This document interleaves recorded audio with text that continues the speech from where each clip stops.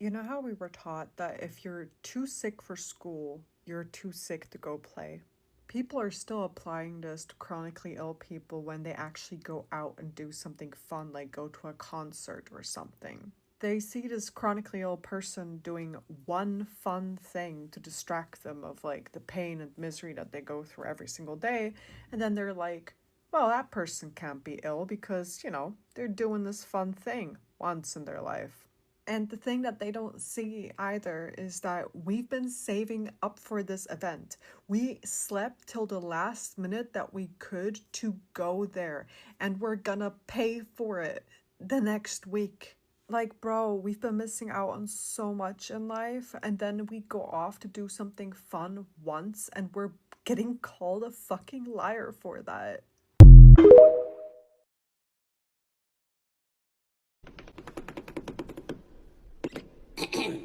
The story you are about to see has been told before.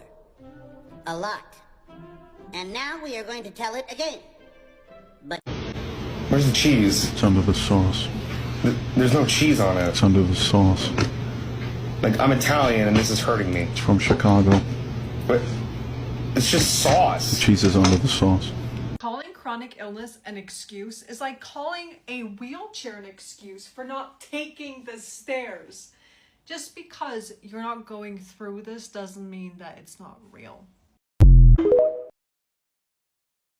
Do you know how awkward it is having to sit and have a conversation and someone asks you, like, what do you do? And you have to say, oh, like, I'm chronically ill. I don't have a job. I stay at home all day.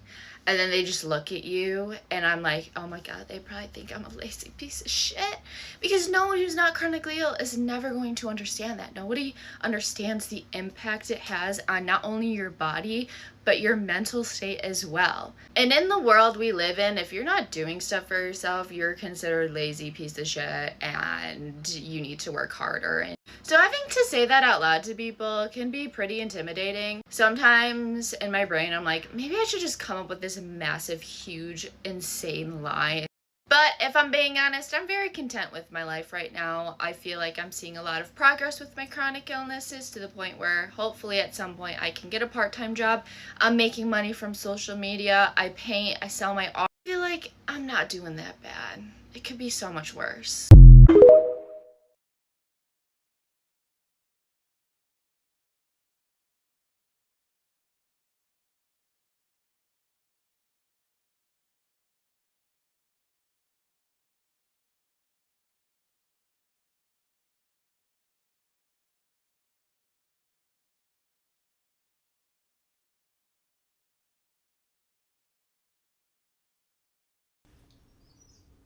Hey, sorry I'm late. I've arrived, fashionably late. Hey. Oh my god, I tell you what, it has been a day. Like today, well, I'm sorry. How are you? You first. Oh, I'm okay. Today's just been kind of rough. I've been so fatigued. Oh my god, same here. I'm kind of in a lot of pain today. Which, by the way, why is it always so cold in here? Like, I don't even want to. It's freezing in here. Well, I have to keep my house at that temperature. I've told you because I'm really intolerant to heat. So it's better for me to be cooler. I know what you mean. It was so hot today in the kitchen at work, and I had to be on my feet for like 12 hours. It was a lot. I thought I was gonna like pass out. I can't imagine standing for that long. I mean, when I stand for even 20 minutes sometimes, my feet will go blue because of the blood pooling. Oh my god, I looked down at my feet tonight and I thought, what if I had the same thing as her? My feet were starting to get a really weird blue tint. I'm not sure if they have it right now. Do you want to look? I mean, you never know. I mean, have you been feeling? I just feel so tired, like kind of how you say. And all day, I just have this thing in my neck, and it is just killing me. Like, I know I really need to go see a chiropractor. I don't really know who to see because I did switch. Yeah. Oh, which one do you see? Oh, remember, I haven't seen a chiropractor in years since I found out that I had EDS. I go to physical therapy now. Oh yeah, of course. But like, I found that chiropractors, it's like one of those things where like it hurts so good, you know? But when I was at work today and my neck was really killing me, I started thinking like, do I have the same thing as her? Like, and I started doing, like, you know how like you have that, like that skin that like stretches? I was like pulling my skin and I'm like, maybe I do. So I thought, I'm gonna talk to my mom about it. All right, just a sec. I have to pee. Maybe I should get tested. Because, like, you never know, you know? And I'll, like, get worse if I do have it. I want to be proactive. I want to stay on top of it. I don't want to stay down for too long if I have it. Okay, well, I gotta go. I'm doing 5 a.m.s right now at the gym, so I can't be up too late. Love ya. Hey, thanks for stopping over. Love you. I stood up earlier and got a little woozy. I should drink Gatorade so that doesn't happen again. All better. Oh, I can't leave the house without my compression socks and salt. This will definitely fix all my issues. And how cute. Water. I like to water. Okay, these are too warm now, so they're coming off. Hi, my doctor just got me some new medication and I saw that it was denied. Yes, we rejected it. Oh, okay, how come? We just want to be sure your doctor's sure. Well, okay, after getting prescribed the medication, I had to fight with insurance and then talk to my doctor and then talk to insurance again, and then my doctor finally got it to me. Wait to feel better. I don't feel good. Hi, doctor. Those side effects were really awful. Can we try something else? Okay, thank you. I sure hope this isn't a cycle that continues over and over and over again. Okay, so basically you need to work out, but also do not work out. But you need to work out if you want to feel better. But if you work out, you will feel awful, but don't work out. But you actually need to work out.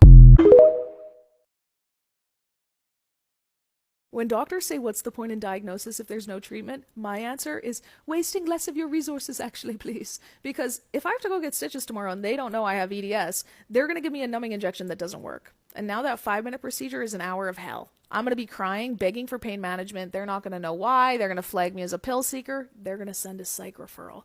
And they're going to sew me up like a normal person, not someone who has impaired wound healing. So now I'm at higher risk of infection. I go to that psych appointment. They put me on psychotropic medication that I don't actually need, which puts me into psychosis. And now I'm taking up a bed in the psych ward, having psych nurses clean the infection off my stitches, all because my file just didn't say Ehlers-Danlos syndrome.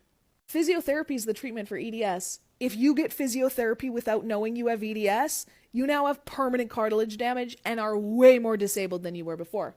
When I was a kid, they should have been telling me no splits, no back extensions, no stretching, you're ripping your joints open. Instead, that was my treatment plan. Assisted stretching. They were helping me rip my joints open. And then when I came in the next day and was unable to walk, they'd be like, oh, your muscles are so tight. Let's stretch. If I walk into the doctor with neck pain, it could be a billion things the doctor has to narrow down. If they know I have Ehlers-Danlos, boom, that instantly reduced the list to like 5 things that are super common with people who have EDS who have neck pain. That's made your job so much easier. When I went to the dentist and told her I had EDS, she instantly had a list of other things that she needed to look for that are common complications of EDS that no other dentist has ever assessed me for because they didn't know I had EDS, because I didn't know I had EDS, because doctors are only just now learning the importance of diagnosis in preventing complications and symptom management. The amount of money the government spent on institutionalizing me for mental health problems, the amount of psychiatry appointments, counseling appointments, psych meds, all of it I was treatment resistant to because I actually just needed a wheelchair to get out of bed. So imagine how many patients died of mental health complications because I was taking up an appointment that was never going to work in the first place because that wasn't the actual problem, because I didn't have an Ehlers-Danlos diagnosis. When I got my colonoscopy, the doctor didn't know I had EDS at the time. I'm at much higher risk of perforating into my abdominal cavity. So that doctor would have been a lot more cautious, or I would have been eligible to be able to swallow the pill Camera instead of having something rammed up my butt that could kill me. Okay, hold on. You think you have POTS? You do not have POTS. You know Becky has that, right? And she's doing a lot worse than you are. You see that, right? Oh yeah, well, I actually did talk to her about it. And she does think that No, you can't talk to her about that. Trust me, she doesn't need more to worry about right now. She didn't want me to tell anyone this, but it sounds like she's getting another diagnosis that's even worse. So don't put more on her plate, especially when you're fine. Oh, I had no idea she felt that way.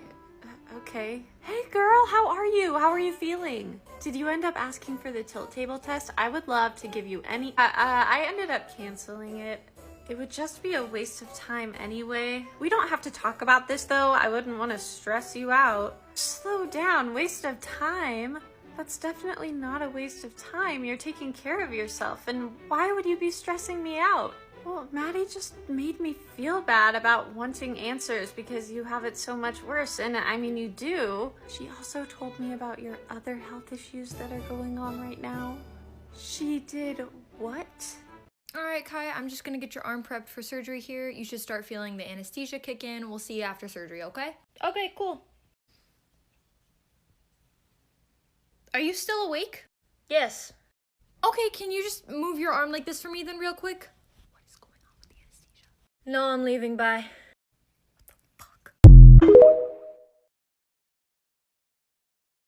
In case you need a reminder today, if you have POTS or know someone with POTS, we literally have a lack of blood to our brains. Yeah. So if you're tired today, if your brain feels like it's not working, like you can't think, you can't remember things, you can't be productive, just keep in mind, lack of blood to the brain will do that. And also, your heart thinks that you're doing cardio all the time, like 24/7. Like your heart rate is the same as a healthy person running on a treadmill. Yeah, except 24/7, the whole time. As long as you're standing up, even if you're sitting up, yeah, that's your heart all the time. And if you know someone with POTS, that's their heart all the time. And it's not caused by being lazy or being overweight. Just a little reminder for everybody that needs to know that. Be kind to yourself and everyone you know.